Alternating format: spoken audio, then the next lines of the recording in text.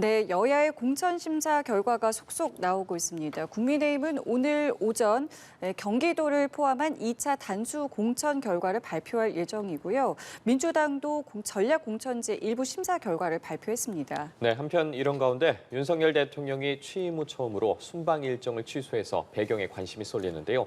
관련 내용 포함한 정치권 이슈들 서정욱 변호사, 김영주 전 의원과 함께 짚어보겠습니다. 두 분 어서 오십시오. 네, 안녕하세요. 예, 안녕하십니까. 여야 공천 심사 결과가 속속 나오고 있습니다. 잠시 뒤에 이제 또 국민의힘이 2차 단수 공천 결과를 발표할 예정인데 그에 앞서서 어제 이 시간에 1차 공천 결과를 발표를 했죠. 먼저 좀 어떤 내용 좀 눈여겨보셨습니까?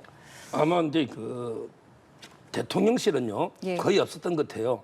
실제 그 송파병의 그 김성용 후보도 있었고, 예. 그다음에 중랑구의 그 이성환 후보는 이제 당연히 단수 될 줄 알았는데 그것도 없었고요. 네. 대통령실 참모나 아니면 이제 그 한동훈 위원장 사람으로 이제 분류되는 우리 구자룡 변호사, 양천갑에 예. 이런 분도 이제 그 없었고, 아마 이제 그 나머지 분들 주로 한강벨트 위주로 네. 아마 1차로 발표한 게 아닌가 이래 보입니다.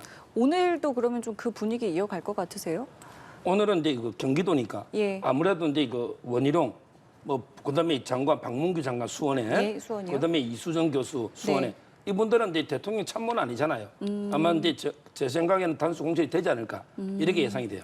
굉장히 속도를 좀 빠르게 내고 있어요. 네. 어제 하고 오늘 하고 지금 면접은 또 진행 중이잖아요. 네. 이렇게 좀 속도를 내는 모습은 어떻게 좀 보고 계세요? 뭐 좀 빠른 속도를 내는 지역은 수도권은 빨리 후보를 정리해 주는 것이 좋다라고 생각이 들고, 또 무작정 마음대로 하는 것이 아니라 단수 공천 또 경선 자체가 사실은 내밀한 조사의 결과의 바탕으로 이등과의 차이가 흉격할 때 단수 공천이 됩니다. 이제 그런 면에서 저는 뭐 초반에 한동훈 그 비대위원장 체제 하에서의 공천이 매우 순조롭고 또 일부 뭐 김승태 의원의 반발이 있었습니다. 바로 정리가 됐고요. 네네. 이제 그런 의미에서 상당히 좀 높이 평가하는 부분이고, 또 아까 서정우 변호사 얘기처럼 무슨 대통령실에서 내려왔다든지 뭐 어떤 장관이라든지 이런 분들이 뭐 우선적으로 뭐 전략 공천이나 단수 공천은 받는 형태가 아니었기 때문에 이 흐름들이 초반에 상당히 어떤 그 국민의힘에 도움이 될 거라고 보여지는데, 문제는 이제 두 가지 영역이 남아 있죠. 사실은 이제 인재 영입한 사람들을 어떻게 처리할 것이냐 하는 문제가 하나 있고, 두 번째는 가장 핵심적인 게 영남권에서 그런 것들이 그야말로 지금과 같은 어떤 공정한 나름대로의 그런 잣대들이 계속 이루어질 수 있느냐, 이제 그것이 관전 포인트가 될 것 같습니다. 예, 지금 좀 속도를 내고 있는 이 분위기에 대해서는 어떻게 좀 평가하세요? 지금 이제 그 텃밭은 이제 천천히, 그다음에 그 험지는 속도를 내고 있는 거죠. 굳이 이제 그 대구 경북 TK는요 아마 제일 마지막에 하지 않을까. 그리고 이제 그 전에 아마 이제 PK. 네. 지금 이제 PK는 상당히 정리가, 중진 의원들이 여러 군데에 배치가 되면서 네. 어느 정도는 정리가 됐지만, 공천은 이제 그 영남은 굳이 빨리 할 이유가 없죠. 근데 그 수도권에는 이미 경기도는 이제 그 51명이 민주당이 59석 중에, 그리고 이제 서울도 49석 중에 41명이 민주당이에요. 상당히 그 민주당 현역들은 인지도가 높죠. 이런 경우에 그 경쟁을 하려면 빨리 공천을 확정 지어 주는 게 여러모로 이제 선거운동에 도움이 되는 거예요. 그래서 이제 그 수도권은 속도들을 상당히 내고 있다. 그렇지만 이제 그 텃밭이 영남은 좀 최대한 늦출 것 같아요. 예, 이런 가운데 좀 공천 심사에 부적격 판정을 받은 김성태 전 의원이 어쨌든 당의 결정에 대해서 선당 후사를 언급하면서 수용 의사를 밝혔습니다. 한동훈 비대위원장도 큰 정치인다운 결정이었다 이렇게 말했고, 이제 뭐 앞서 김 전 의원도 한동훈 비대위원장에게 심심한 감사의 말씀을 드린다고 표현했거든요. 둘 사이에서 좀 어떤 교감이 있었을까요? 이거는 이제 저는 세 가지로 정리하면 된다 봐요. 첫째, 이제 김성태 의원이 배제된 거는 억울하다. 실제 이제 그분이 제3자 뇌물은 있었지만 뭐 위계나 위력으로 이제 취업 비리를 저지른 이건 아니고요. 그때 아마 이제 약간 탄압적인 수사도 있었습니다. 따라서 이제 그 상당히 억울했다 이렇게 정리하고, 두 번째는 이제 그 한동훈 위원장의 리더십이 돋보였다. 왜냐하면 한동훈 위원장이 명예를 회복시켜 준 거예요. 김성태 의원은 누구와는 달리 진짜 단식을 해서 드러킹 특검했다. 그 누구라는 거는 뭐 말 안 해도 알잖아요. 이재명 대표나 이런 분들에게 단식을 빗대는 거 아니겠습니까? 그런 분의 단식과 달리 제대로 이게 단식을 통해서 당이 기여를 했다. 드루킹 특검 이렇게 이제 그 리더십을 발휘해서 이제 명예를 회복시켜 준 거죠. 그러니까 이제 세 번째로 김성태 의원도 화답을 한 거예요. 선당후사. 지금은 이제 국민의힘의 내부에는요 선당후사 정신이 충만합니다. 영남에도 이제 그 김태호, 서병수, 그다음에 조혜진 예. 다 선당후사를 해서 가라는데 거부하는 사람이 없죠.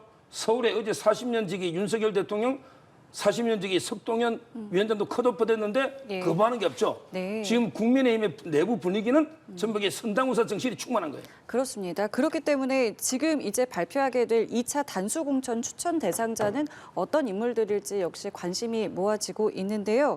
어제 경기, 인천 그리고 전북 지역의 면접을 봤고요.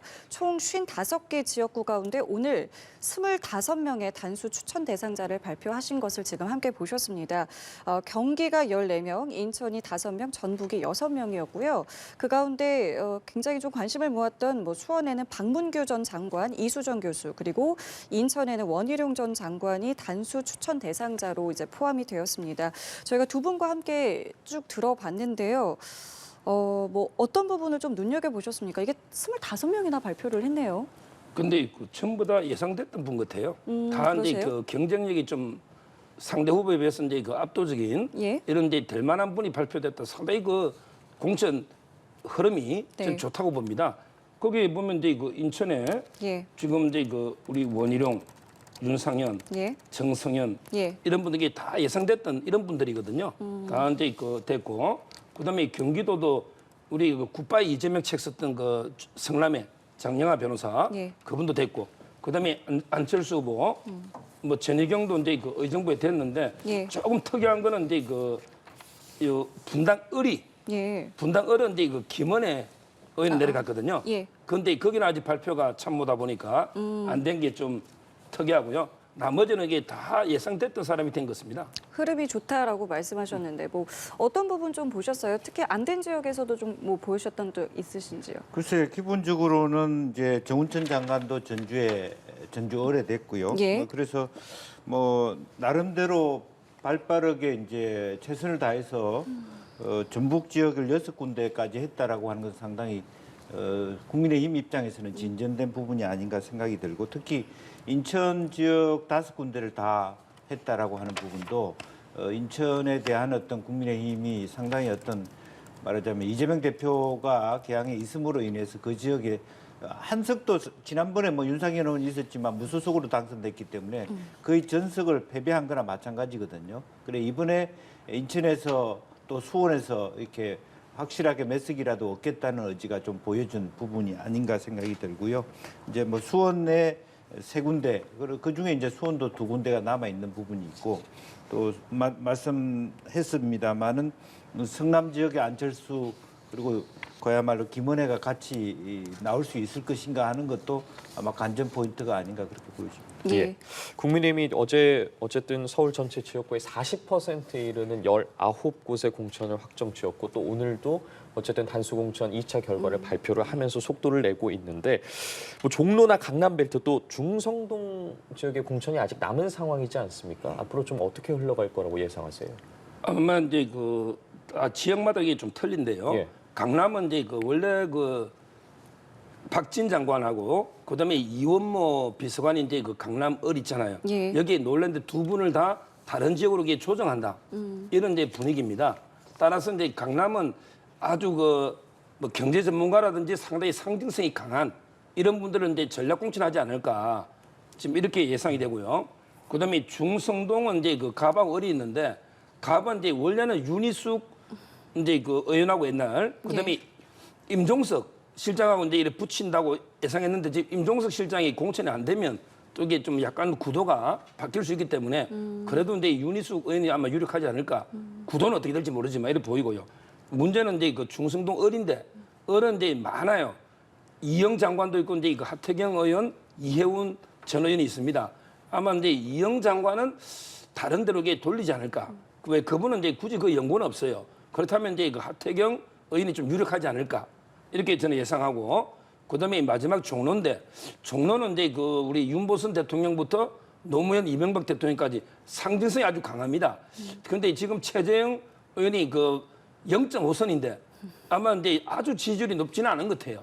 따라서 이제 그 좀 다른 분 여러 분을 물색하고 있지 않나 이렇게 예상이 됩니다. 예, 네. 아직 이렇게 남아 있는 지역구들이 있거든요. 네, 이번에 그 특징이 국민의힘 공천의 특징이 있다면 한 지역의 컷오프를 그냥 시켜버리는 것이 아니라 심지어는 이제 석동현 검사장 같은 경우도 말은 컷오프 됐지만 다른 지역으로 조정이 가능하다. 방금 얘기는 중성동을 같은 경우도 세 분이 있지만 세 분 중에 한 분으로 선택하는 것이 아니라 아마 다른 지역으로 유도해서 조정할 수 있다라고 하는 그게 다른 때와의 차이점입니다. 이제 그래서 굉장히 그 이번에 탄력적인 공천을 하고 있다라고 하는 것이고 아마 지금 현재 발표된 지역 중에서도 유력한 경쟁자 중에서는 비어 있는 다른 험지 출마라든지 조정이 가능한 이제 그런 부분들이 있다라고 하는 부분이고 그것이 굉장히 그 민주당 입장에서는 상당히 어떤 그 눈여겨 볼 만한 대목이 아닌가 그렇게 보여집니다. 예.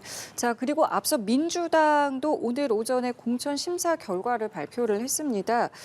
그리고 이제 단수 공천도 10명을 이제 명단을 발표했는데 홍익표 원내대표도 있었고요. 고민정 최고위원도 있었고요. 또 양산을, 김해을, 원주을에는 이제 뭐 김두관, 김정호, 홍기현 의원들이 이름을 올렸는데요. 이 부분은 개인적으로 좀 어떻게 또 보셨습니까? 우선은 뭐 제일 먼저 고민정 의원이 눈에 띄죠. 왜냐하면 고민정 의원이 사실은 이제 친문의 대표적인 의원의 한 사람이기 때문에. 그런데 저는 이제 고민정 의원은 확실하게 될 것이라고 생각한 이유는 사실은 지난번 김대중 대통령 100주년 그 탄생 기념일 때 네. 이재명 대표가 그때는 좀 말하면 그 사건 때문에 입원을 하고 있었는데 고민정 의원을 대독을 시켰습니다. 이제 그런 부분이고 이번에 평산마을 갔을 때도 같이 갔고 네. 그런 부분이 있어서 고민정 의원과 뭐 지금 이렇게 말할 수 있을지 모르겠습니다만은 광진을에서의 오신환 의원이 이제 확정이 됐는데 예. 두 사람 다 이제 그런데 실제로 그 동안의 과정은 대체로 고민정 의원의 성적이 좋았던 것으로 평가되기 때문에 다른 대안이 없이 아마 고민정 의원의 공천을 받아들인 것 같고요.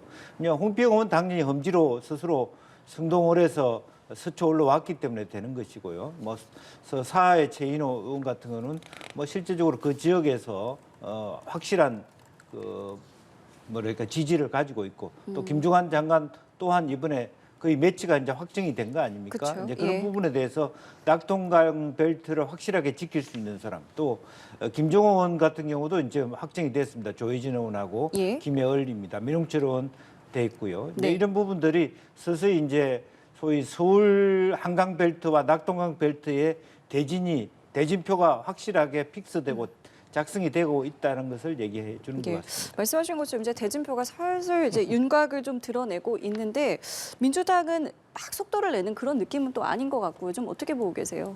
아마 이제 그 홍익표 대표는 이제 그 서초로 옮겨왔잖아 험지로. 예. 그러니까 이제 공천하는 게 당연하고요. 그다음에 최인호 의원이나 부산권입니다. 예. 상대적 험지죠. 저도 이제 그 고민정 의원이 빨리 확정진 거 이게 좀 상당히 의미가 있다. 제가 알기로 이제 그 문재인 대통령이 네. 가장 이제 챙기는 두 명이 고민정하고 그다음에 윤건영 의원이다. 이렇게 들은 적이 있어요. 뭐 제가 팩트는 확인 못 하겠어요. 고민정과 윤건영이다. 이 말은 이제 임종석 실장까지는 문 대통령이 확실하게 챙긴 건 아니다. 이런 이야기를 제가 몇 군데서 들은 적이 있기 때문에 뭐 확인된 건 아니지만요. 확인된 건 아니고 제가 몇 예. 군데서 들은 적이 있기 때문에 예. 아마 이제 고민정, 윤건영 의원 한번 지켜보시고 임종석 실장은 이제 그좀 쉽지는 않지 않을까 이렇게 예상이 돼요. 예, 임종석 전 실장 이야기 나왔는데 오늘 발표에 포함되지 않았거든요. 예. 어떤 배경으로 봐야 될까요? 그것은 이제 뭐 원칙적으로 보면요. 홍익표 원내대표가 서초로 오면서 당에서 전략 공천 지역이 돼 있는 겁니다.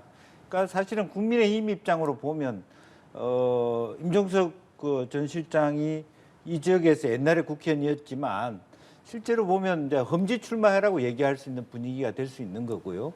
또 그렇기 때문에 전적으로 그 권한은 당에 있는 것이다 그렇게 보여줍니다.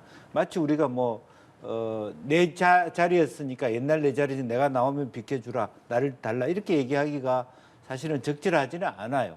예, 이는 그야말로 어떤 실용적 관점에서 봐야 된다. 그러니까 전략 공천 지역을 줄 때는 기본적으로는 다른 뭐 조상우 후보라든지 지금 이제 공식적인지 아닌지 이렇게 비치는 경쟁자, 잠재적 경쟁자에 예를 들면 추미애 의원도 장기적 경쟁자일 수가 있거든요. 그런 분들과 비해서 내부적으로 조사를 해봤더니 압도적으로 임종석 후보가 말하자면 지지가 10% 20% 높게 나오더라. 그랬을 때 가능한 부분이 아닌가 그렇게 생각이 들고요. 그래서 이 부분에 있어서는 임종석 의원이 말하자면 주장할 수 있는 부분의 어떤 정당성이 많이 약하다 그렇게 봐야 될 것 같습니다. 예.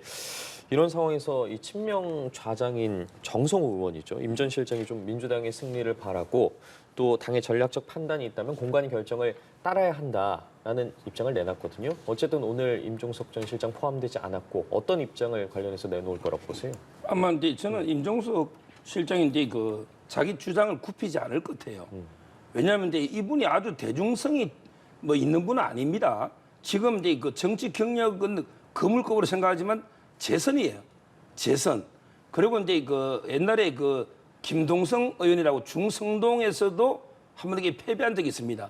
그 후임으로 이제 홍익표 원내대표가 갔던 거죠. 따라서 이제 중성동에서도 그 당시에 젊을 때인데 그때도 패배한 적이 있어요. 근데 당에서는 거물급이니까 희생해서 이제 예를 들어 용산을 가라. 이런 식으로 그 험지로 가라. 이러면 그 당선 가능성을 보장 못 하잖아요.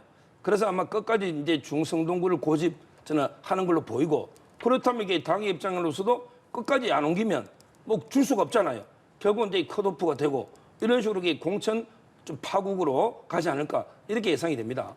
알겠습니다. 이 부분은 뭐 좀 계속 지켜보겠고요. 이런 와중에 이제 이재명 대표 같은 경우에는 본인의 SNS에 떡잎이 져야 새순이 자란다. 뭐 이런 뉘앙스에, 그러니까 앞으로 뭔가 쇄신을 계속 하겠다라는 의지를 좀 보여주는 글들을 좀 쓰고 있고, 실제로 전현직 의원들을 이제 접촉했다는 이제 보도들도 좀 나오고 있는데, 문제는 이게 이제 잘 될 것이냐, 이제 요즘 잡음이 좀 있는 것 같아요. 지금 이 상황 좀 어떻게 보세요? 그렇습니다. 그러니까 이제 떡잎이 져야 뭐 새순이 자란다고 얘기하려 그러면 네. 한동훈 비대위원장처럼 자기 스스로가 불출마, 그리고 뭐 장제원은 불출마, 그리고 조경태 하태경 의원 험지 출마, 이와 같은 또 어쨌든 친윤계라든지 다선 의원들의 어떤 모범들이 따라야 됩니다. 최소한 정성호 의원이 불출마. 그렇다면 예. 얘기되죠. 그 새순을 위해서 우리 말하면 친명부터 헌신한다. 근데 여기서 친명 중에 누구도 불출마한다는 얘기를 들어보지 못했기 때문에 문학진 의원 반발하고 있지 않습니까? 예. 실제로 해서 어떤 데이터를 가지고 얘기했는지 아무도 듣도 보도 못한 경기주택공사 부서장이 와서 자기보다 20% 앞섰다. 누가 그걸 믿겠습니까? 그러면서 형님 나가세요, 하지 마세요. 이런 식으로 얘기하는 것 자체가 시스템이 아니라는 얘기죠. 시스템을 하더라도 그야말로 한동훈 비대위원장처럼 어쨌든 용산에서 내려온 사람 단수 공천 안 줍니다. 그리고 소위 김경률 불출마. 그런 상태에서 뭔가를 이렇게 새순을 위해서, 새 부대를 위해서 헌신하고 새로운 사람을 집어넣어야지 다른 사람이 따르고, 서병수, 조혜진 소위 다 따르고 있지 않습니까? 마지못해 따르더라도, 물론 김기현 원내대표는 끝까지 고집하고 있습니다만은 그런 부분에 있어서 민주당의 길이 굉장히 험난하다. 그리고 임종석 부분도 남아 있는 거고, 예. 실제로 구로의 윤영찬이나 분당의 윤영찬이나 또 지금 윤건영이나 예. 결국에는 마지막에 가서는 결국 친문 다 떨어뜨렸다고 얘기하는 부분에 있어서 친명은 어떻게 왜 말하자면 새순에 일조하지 않느냐, 그런 비판을 받을 수밖에 없지 않겠냐. 예. 지금 제가 보기에 그 장강의 뒷물결은 전부 이게 친명이고 앞물결은 전부 친문입니까? 그럼 이게 새술은 전부 이게 친명이면 다 새술입니까? 예를 들어 박지원 국정원장이 새술입니까? 오래된 술입니까? 제가 보기에 발렌타인 30년보다 더 오래된 정치 한 것 같은데 이 새술을 할 수 있나요? 그다음에 그 정동영 대표 예. 왜 컷오프하냐? 이게 새술입니까? 그다음에 안민석 의원 새술 아니잖아, 오선 아닙니까? 그다음에 조정식, 그다음에 우리 친명 차장이라는 공식 직책은 없지만 정성호, 예. 이런 식으로 이게 전부 친명은 다 뒷물결이고 새술이고 반대 세력은 전부 이게 앞물결로 밀어내야 된다. 이게 과연 공장 공천이냐? 이런 데 그 비판을 할 수 있겠습니다. 예, 그럼 이 분위기가 계속 될 거라고도 생각을 해볼 수 있겠습니까? 이제 앞으로 계속 명단들이 나오고 할 텐데요. 지금 이제 그 벌써 저는 민주당 이재명 대표 의원회관실을 보면 12시까지 불이 항상 켜져 있다고 하지 않습니까? 기사 보도에. 예, 예. 거기에 보면 정성호 의원이 왜 그갑니까? 다른 지도부는 몰라도 정성호 의원은 이제 친명자장 이런 직책은 없잖아요. 민주당 지도부 직책에. 저는 비선에서 자꾸 이게 이루어진다면 앞으로 이런 분위기가 계속될 수밖에 없고 그러면 이제 공천 파동이 아마 나지 않을까 보입니다. 예, 이재명 대표도 관련해서 좀 고민이 깊어질 것 같은데 자, 눈길이 끄는 출마 선언도 있습니다. 노웅래 의원 지금 뇌물 정치자금 수수 혐의로 기소돼서 재판을 받고 있는데 출마 선언을 했어요. 현 지역구인 마포갑에서 5선 도전을 예고했는데 자, 이재명 지키기에 나서겠다고 했는데 이재명 대표 입장에서 과연 이런 발언들이 본인에게 도움이 될지 좀 고민이 많이 가는 부분일 것 같거든요. 그렇습니다. 소위 이재명 리스크 때문에 민주당의 공천 룰이 어그러졌어요. 그래가지고 대법 판결까지 보자라고 하는 입장으로 갔다란 말이죠. 그러다 보니까 뭐 노웅래도 나오고 송영길도 옥중에서 나온다 그러고 조국 전 장관도 부산에서 뭐 신당을 만들고 2심에 형이 확정되고 실제적으로 뭐 법정 구속돼 있어야 될 사람이 그렇게 그야말로 검찰 독재 얘기를 하면서 앞서겠다고 얘기하는 것이 민주당으로서는 굉장히 큰 부담이 될 수밖에 없는 거고 결과적으로 그런 아픈 부분입니다. 노웅래 의원도 결국에는 당내에서 노웅래 의원뿐만 아니라 돈 봉투를 받았다고 하는 사람 물론 핵심적으로 임종성 같은 몇 분들은 정확하게 자기 스스로가 불출마를 선언했습니다만 그거는 확정적이라서 자기가 보더라도 이건 말이 안 된다고 느꼈기 때문에 그만둔 것이지만 결과적으로 민주당의 지금 입장이 자칫 잘못하면 뇌물당 옛날에 우리가 소위 차떼기당 한나라당 비판했던 그 입장하고 정반대의 입장에 서 있다는 게 매우 곤혹스럽고 그것도 또한 이재명 대표에게 부담스러운 지점인데 어쩔 수가 없어요. 지금 이재명 대표를 살리려면 노웅래 의원한테도 불출마하지 마라라고 얘기할 명분이 없는 거예요. 그게 현재 이번 총선에서 사실 윤석열 정부의 파탄과 무능을 질타하면서 180석이 아니라 200석을 노려야 됨에도 불구하고 스스로 150석으로 목표를 다운사이징하는 이유가 아닌가 그렇게 보여집니다. 예, 이 부분은 좀 어떻게 풀어갈 것 같으세요? 당장 오늘 한동훈 위원장이 이 부분에 대해서 굉장히 좀 강하게 비판을 했거든요. 아마 이제 제가 보기에 민주당 지도부에서 노웅래 의원은 이제 공천 안 주는 걸로 이렇게 기자들이 많이 취재를 하고 있습니다. 예. 그건 왜 그러냐면 옛날에 돈 봉투 부스럭거리는 소리 한동훈 그때 장관이 설명했잖아요. 근데 이걸 이재명 대표는 이제 희화시켜 버렸잖아요. 실제 지도부 회의하면서 누구 의원 돈 받는 소리 아니야 이런 식으로 희화시켰잖아요. 근데 실제 재판 과정에 돈 봉투 부스럭거리는 소리 날 때 돈을 받았다는 게 재판 과정이 자백을 했어요. 다만 액수를 줄였죠. 500만 원만 받아서 처리 못했다. 이걸 누가 믿겠습니까? 이번에 송영길 대표의 돈 봉투 윤관석 의원도 봉투에 100만 원이 들어있었다. 이게 판사가 바보입니까? 판사가 바보입니까? 300만 원씩 다 준비해 주는데 100만 원 들어있었다. 딱 받아보면 모릅니까? 이것처럼 이게 노웅래 의원도 2천씩 3번을 받은 걸 500으로 줄인 거예요. 저는 어차피 이분은 유죄가 나올 게 거의 확실시 되기 때문에 아마 이제 공천 배제가 여기까지 노웅래 의원까지 공천 주소는 바로 보궐선거 되기 때문에 저는 배제할 걸로 봐요. 아, 근데 반발이 또 있을 수도 있잖아요. 어떤 공정성 문제라던가 여러 가지를 가지고요. 그러니까 그게 바로 이제 모든 기준이 이재명 대표가 되다 보니까 예. 이재명 대표는 이제 7개 쪼개만 10몇 개 혐의로 본인에게 재판 받으면서 왜 다 우리는 무죄 추정 원칙을 적용 안 하느냐 이런 이제 반발이 있는데 네. 그러니까 저는 아예 원천적으로 이재명 대표가 기준이 돼버린 거 이게 잘못된 거예요. 예, 알겠습니다. 알겠습니다. 자, 개혁신당 이야기도 좀 해보도록 하겠습니다. 네. 이런 가운데 무소속의 양정숙 의원이 개혁신당에 합류를 했는데 네. 이제 양정숙 의원의 합류로 인해서 개혁신당 현역 의원 5명이 되지 않았습니까? 네. 5명이 돼서 정당 보조금도 이제 6억 원을 받는 걸로 크게 늘어났는데 자, 서른 의원의 거취에도 관심이 쏠리고 있어요. 러브콜을 보냈다고 하는데 서른 의원도 좀 개혁신당에 합류할 거라고 보십니까?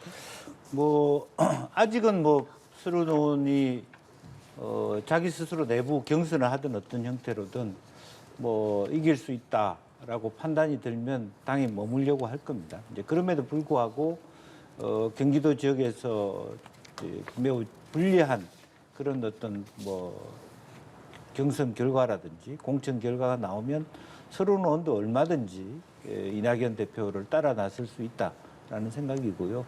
핵심적으로는 서른 의원이 중요한 것이 아니라 여기서 예컨대 양기대 의원이나 또 윤영찬 의원이나 소위 호남의 고향을 둔 의원들이 당에 친문이라고 하는 혹은 친문이 아니라도 비명이라고 하는 이름으로 공천되지 않았을 때 호남의 출렁거림 그것을 더 눈여겨볼 필요가 있겠다.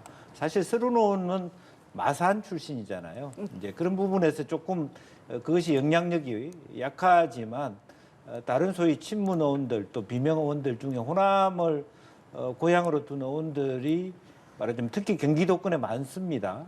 전해철 의원도 그렇고요. 이제 이런 부분들을 임종석 의원 마찬가지고요. 기동민 의원 다 호남 출신입니다. 수도권에 계시는 분들인데요. 그분들이 다 굉장히 말하자면 불공정하게 공천받기 못했다 했을 때 의회의 어떤 제3지대의 무게 중심이 실리면서 일정 정도 공천의 불이익을 얻은 의원들이 집단적으로 들어갈 수 있는 문학진 의원도 그럴 수도 있는 거고 그런 부분들이 어떤 새로운 지형의 변화를 이끄는 것들도 우리가 예상할 수 있는 부분이다라고 생각이 듭니다. 예, 전해지는 바에 따르면 뭐 서른 의원에게 개혁신당이 합당 이후에 계속해서 러브콜을 보내왔다고 들리는데 지금 이제 민주당이 하위 20% 발표를 앞두고 있지 않습니까? 만약에 여기에 포함이 된다면 그때 바로 좀 결단을 내릴 거라고 보세요? 뭐 아마 이제 뭐 이삭보다는 이제 쭉정이 있잖아요. 알곡 말고 쭉정이 좀 줍는 거. 근데 원래 공천을 투명하게 잘하면 거대 양당이 전부 이게 알곡은 다 이게 공천 줍니다. 원래 쭉정이들이 이제 걸러지는 걸 이제 뭐 몇 명 영입하겠는데 저는 이런 부분 특히 양정숙 의원 이런 부분이 저는 위장 결혼으로 봅니다. 한동훈 위원장도 이제 위장 결혼이 됐지만 위장 결혼이 뭐냐? 남녀는요 사랑을 해서 결혼해야 되는 거예요.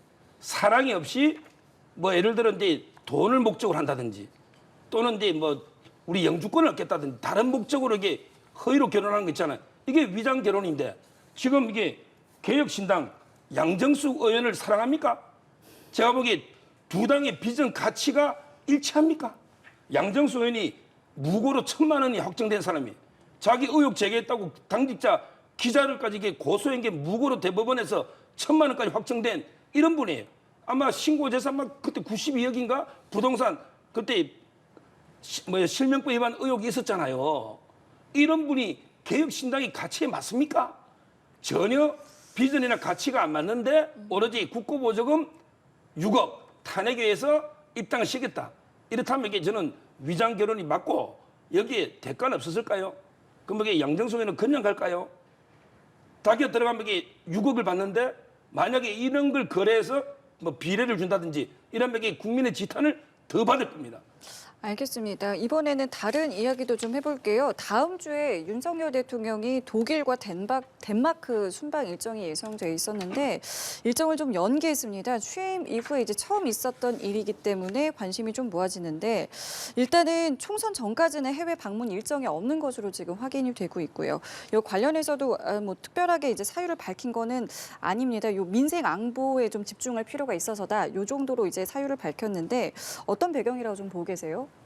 아무래도 이제 뭐 김건희 여사가 같이 순방하는 부분에 대한 예민한 부분, 예. 또 실제적으로 지금 현재 국내 안보 상황이라든지 국내 정치 현안들이 산적한데 너무 많이 다녔어요, 대통령께서. 그러다 보니까 그런 국민들이 보는 대통령의 해외 순방에 대한 피로감이 분명히 있는 겁니다.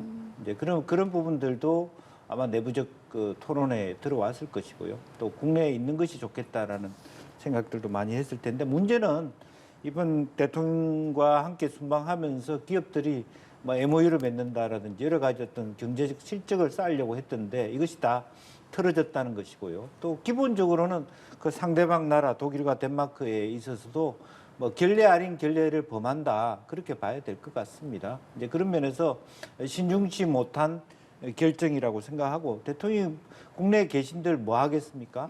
민생 토론 한다고 하지만 아무도 관심이 없고 오히려 더 말하자면 선거 기간에 대통령 선거 개입한다라는 비판밖에 더 받을까요? 그래서 오히려 지금 대통령이 갖고 있는 문제점은 모든 게 다 딜레마란 거예요. 가도 문제 안 가도 문제. 그런 부분이고 또 전혀 생각지도 않는 명품배하고 상관없이 내부 문제 때문에 못 가게 되더라도 여사 때문에 못 가나 이런 어떤 업무론에 휩싸인다는 것이 가장 큰 문제라고 보여집니다. 예. 지금은 이제 그 김건희 여사 파우치하고는 아무 관계 없는 거고요. 그건 이제 이미 다 종결된 끝난 사건 아닙니까? 그것 때문에 이제 안 가는 건 아니고 아마 이제 그 총선은 중요합니다. 총선은 이제 그 완전하게 입법 권력까지 교체하는 정권 교체를 이루느냐, 못 다시게 입법 권력을 민주당이 잡느냐, 그게 워낙 중요하니까 아마 총선까지 좀 국내 민생이나 이걸 이게 집중하기 위해서 그리고 이제 또 가면 또 야당이 막 정치 공세를 펼 거 아닙니까? 이런 걸 이제 원천 차단하기 위해서 저는 결단을 내린 거다 이렇게 이해합니다. 근데 지금 아까 말씀하신 것처럼 민생 토론회를 지금 하고 있는데 이게 지금 너무 이제 노골적으로 총선행보다 이렇게 좀 민주당에서 좀 비판을 좀 하고 있어요. 이 부분은 어떻게 보세요? 그래서 이제 제가 찾아보니까 네. 문재인 대통령 때도 뭐 여러 군데 다녔던데요. 뭐 횟집도 다니고 여러 지역에 한번 이게 문재인 대통령이 총선 4년 전에 다닌 지역을 이렇게 한번 확인해보고 이게 저는 비판하시라 팩트 체크부터 해보고 이렇게 말합니다. 알겠습니다. 저희 오늘 두 분 말씀 여기까지 함께 하도록 하겠습니다. 지금까지 서정욱 변호사, 김형주 전 의원과 함께했습니다. 두 분 감사합니다. 고맙습니다.